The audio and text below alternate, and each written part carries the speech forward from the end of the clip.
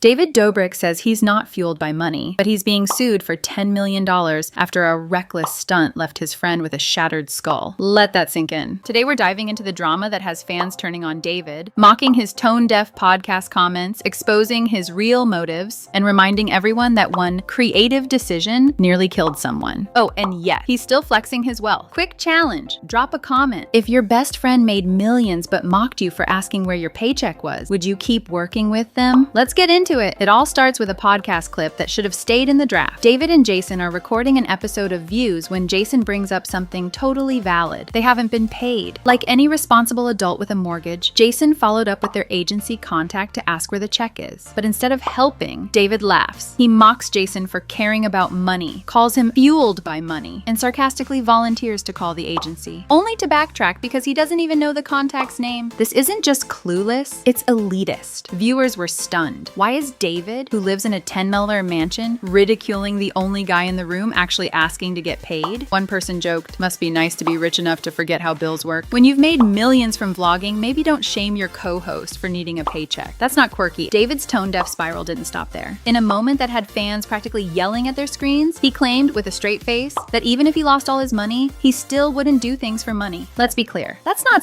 that's delusional. He said he'd never feel the pressure to take on a job just to get by, and insisted that everything he does is for his creative fulfillment. Meanwhile, fans are watching him post hundreds of Snapchat videos a day, review toys on TikTok, and milk brand deals left and right. They weren't buying it. Comments flooded in like, "Bro, you post 200 stories a day for the snap bag. We see you." It's not that David isn't allowed to make money. The problem is pretending that he's above it, while making a fortune from low-effort content. Authenticity matters more than creative lip service. While David's off in millionaire fantasy land, Jason Nash is over here trying to survive like a normal human. He's got a wife, 2 kids, and real-life bills. And unlike David, he depends on this income. But instead of support, he gets roasted. Jason tries to explain that following up on payments isn't about greed. It's about responsibility. But David keeps teasing him for being money-motivated, twisting the whole thing into a joke. And that's where fans drew the line. Because at the end of the day, Jason shows up. He records the podcast, he pushes to get paid, and he's not afraid to admit that sometimes, yeah, he needs the money. And what's wrong with that? Being honest about your financial reality isn't embarrassing. Mocking someone for it is. This wasn't just tone deaf, it was the kind of moment that makes people reassess who they root for. Even Natalie, David's longtime assistant and closest friend, couldn't let the moment slide. When David doubled down, saying he'd never do things just for money even if his income dried up, Natalie jumped in with a reality check. She pointed out what everyone else was thinking. David's opinion is biased. He's a multimillionaire. He can say he doesn't need money because he has enough to live comfortably for life. The average person, not so much. Natalie gently reminds him that most people don't have the luxury of prioritizing creative fulfillment over a paycheck. And the fact that David doesn't even see how privileged his stance is, that's the red flag. You can't claim you're not motivated by money when you've never truly needed it. Fans praise Natalie for saying what David wouldn't, and proving once again she's the most self-aware person in the room. It didn't take long for social media to explode. Clips of the podcast went viral on TikTok, Reddit, and Twitter, and the comments were brutal. People were done playing nice. One of the top comments read, "David pretending he doesn't do things for money while posting 200 times a day on Snapchat? Be serious." Others pointed to his endless stream of branded content, his toy reviews, and even the Views podcast itself, all of which earn serious cash. The irony? David used to pride himself on being real. Now it's his lack of self-awareness that's doing the most damage to his reputation. Viewers weren't mad that he makes money. They were mad that he tried to act like he doesn't. Authenticity isn't about pretending you're broke. It's about being honest with the audience that made you rich. And right now, that audience feels played. Here's where things get uncomfortable. While David is laughing about not needing money, he's also being sued for $10 million by his former friend, Jeff Wittek. And it's not a petty legal dispute. It's a lawsuit born from life-changing injuries. Back in 2020, David orchestrated a stunt for the vlog where he spun Jeff on a rope tied to an excavator, yes, an actual construction vehicle, in the middle of a lake. David was operating the machine. He spun it too fast. Jeff slammed into the metal arm face first. The result? A shattered skull, a broken eye socket, 9 surgeries, long-term trauma. Jeff now has permanent vision damage and mental scars he's still working through. So when David casually shrugs off money as not important, fans can't help but ask, if money didn't matter, why put your best friend in danger to chase viral views? This wasn't just a mistake, it was a turning point. And for many, it was the moment David Dobrik stopped being seen as the harmless, goofy guy and started looking like someone who let ego and money drive the show. David keeps saying he only does things that fulfill him creatively, but fans are questioning what exactly qualifies. Is Snapchat spam creative? Is filming himself reviewing children's toys on TikTok creative? Or are these just high-paying gigs that happen to fit his brand? This isn't about policing how creators make money, it's about calling out hypocrisy. Because while David shames Jason for admitting money matters, he's cashing in through every possible platform and not being transparent about it. That rubs people the wrong way. If it walks like a brand deal and talks like a brand deal, it's not just for fun. In today's creator economy, people value honesty over perfection. Nobody faults David for securing the bag, but pretending the bag doesn't exist, that's where the trust starts to slip. There's something uncomfortable about the way David talks to Jason in that podcast, especially when you consider their power dynamic. David is the brand. Jason is the sidekick. Always has been. But it's clear Jason works hard, shows up, and yes, cares about getting paid. Watching David laugh that off, especially after the lawsuit with Jeff and all the controversies over unav stunts. It's giving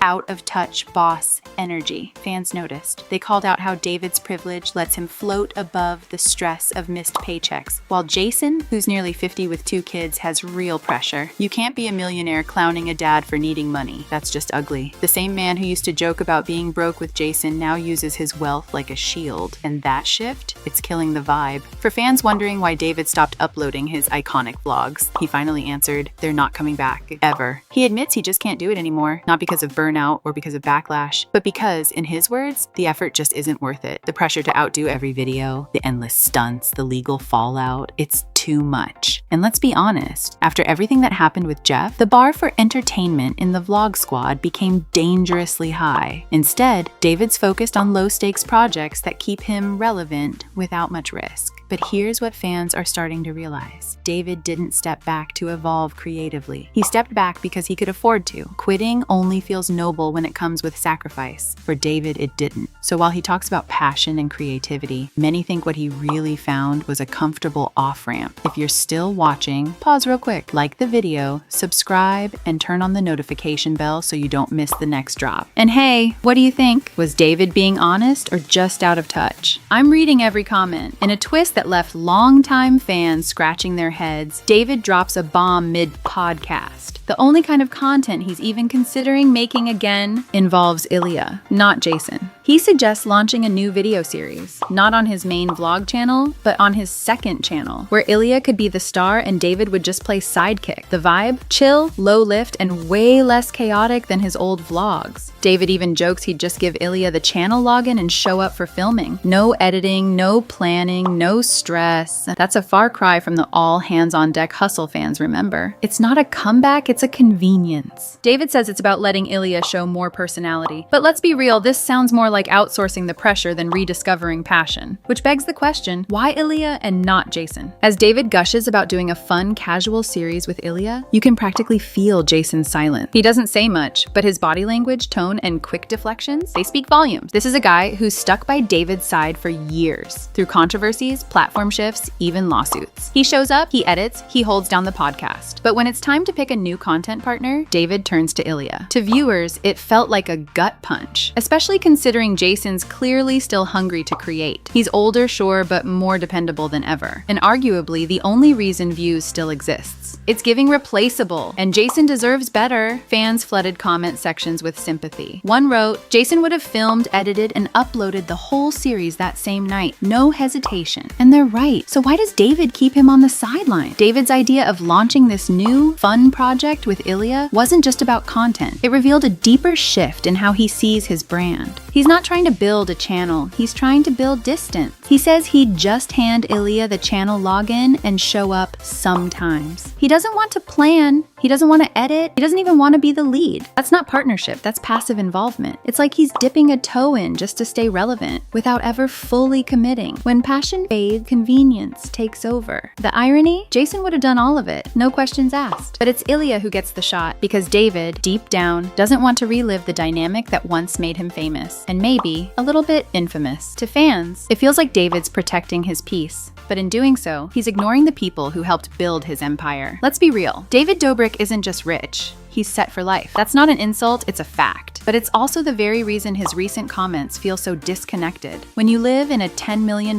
mansion filled with designer furniture and casually joke about Aston Martins, it becomes hard to relate to people who worry about, rent. David's tone on the podcast makes it clear. He thinks he's still one of us, but in reality, he's been living in a different universe for years. You can't say money isn't important when you haven't had to worry about it in a decade. The problem isn't that he's wealthy, it's that he acts like that wealth doesn't change perspective while judging others for needing to work. And fans aren't just noticing, they're starting to resent it. David's attitude taps into a larger problem across the creator space. The false narrative that real artists don't care about money. From YouTubers to streamers to influencers, there's this pressure to pretend it's all about passion. That sponsorships are a side perk, not the backbone. That selling out is a myth, unless you're someone else. But here's the thing, most creators do care about getting paid, and they should. David turning up his nose at Jason's honesty hits a nerve because it reflects an outdated and frankly toxic idea that working for money is somehow shameful. It's not. It's responsible. The future of content isn't about pretending money doesn't matter. It's about being transparent about how it does. Audiences are tired of the performance. They don't want perfect. They want real. By now, the audience has caught on. The gap between what David says and what he does, it's too big to ignore. He claims to be driven by creativity, but his output tells another story. He dismisses money, yet cashes in on every monetized platform available. He values passion, but only when it's low effort, low risk, and doesn't require him to fully show up. And fans, they're tired of it. Comments across social media say the same thing. He's not out of touch. He's just not in this for the same reasons anymore. David's problem isn't being rich. It's pretending that wealth hasn't changed him. People grow, but they also grow apart from the audience that built them. And if he doesn't get back in touch with that audience soon, the damage may be permanent. At the core of this drama is a simple truth that cuts deeper than most creators want to admit. Being honest about your needs doesn't make you greedy, it makes you human. Jason's willingness to say, hey, we haven't been paid and that matters to me, is the kind of grounded transparency audiences appreciate. Meanwhile, David's dismissiveness, his wealth-fueled detachment, isn't inspiring, it's alienating. When you shame people for caring about money, you shame survival. And in 2025, when creators are juggling platforms, brands, algorithms, and burnout, nobody needs a millionaire pretending they're above the hustle. The irony? Jason's approach felt more real, more authentic, and more creative than anything David said. In a world obsessed with image, sometimes the bravest thing you can do is just be honest. So where does David go from here? He says the vlogs aren't coming back. He doesn't want to plan, edit, or take the lead anymore. He might help Ilya with content, but only if he doesn't have to do the hard part. He's not interested in scaling. He's interested in coasting. And maybe that's okay. Maybe not every creator needs to keep pushing. But when you're sitting on a platform built by millions of fans, many of whom are still waiting for you to show up, it's worth asking, what legacy are you really leaving behind? Will David Dobrik be remembered as a creative pioneer, or a cautionary tale of someone who flew too close to the algorithm and bailed when it stopped paying dividends? The story isn't finished, but the audience is watching. If this saga leaves you with anything, let it be this. Don't shame people for working hard. Don't belittle them for needing stability. And don't pretend passion pays the bills unless you're ready to hand out rent money. Whether you're a millionaire creator or a paycheck listener, you deserve respect for showing up. So the next time someone says, I'm doing this for the money, maybe the answer shouldn't be mockery. Maybe it should be, same here, let's get paid. From podcast power plays to lawsuits, money rants to creative contradictions, David Dobrik's story is more than influence or drama. It's a wake-up call about what happens when creators lose touch with the people who made them. So if you made it this far, smash the like button, subscribe, and hit that notification bell. You won't want to miss what's coming next. Tap the end screen playlist for my next episode, where we break down another wild influencer scandal and unpack what it really says about internet fame in 2025. See you there. This video contains opinion-based commentary, public reporting, and internet speculation. Some statements are gossip and should not be taken as fact, not professional advice. Consult a qualified expert as needed.